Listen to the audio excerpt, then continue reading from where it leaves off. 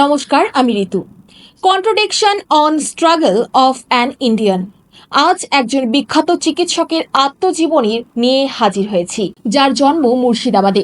সেখানে দারিদ্র্যের মধ্যে বড় হয়ে মেধার জোরে ভর্তি হয়েছিলেন নীলরতন সরকার মেডিকেল কলেজে। কলকাতাতেই সার্জারিতে এমএস করেছেন। কলকাতার ন্যাশনাল মেডিকেল কলেজে পড়িয়েছেন, কলকাতা মেডিকেল কলেজেও পড়িয়েছেন। এরপরেই শিলিগুড়ি হাসপাতালে যোগ দেন। শিলিগুড়ি থেকে ইংল্যান্ডে চলে যান এফআরসিএস পড়তে। ওই সময়ে ইংল্যান্ডে বেশ কিছুদিন চাকরি করেছেন। এফআরসিএস করে সেখানে আর থাকেননি, ফের দেশে ফেরেন। ধীরে ধীরে শিক্ষকতায় নিজেকে যুক্ত করে ফেলেন। উত্তরবঙ্গ মেডিকেল কলেজ হাসপাতালে প্রিন্সিপাল পদেও দীর্ঘ সময় ছিলেন।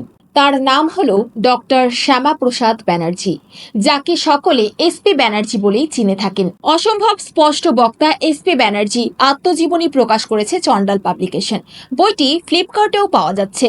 বইটিতে চিকিৎসার দুনিয়ার অনেক অজানা তথ্য উঠে এসেছে।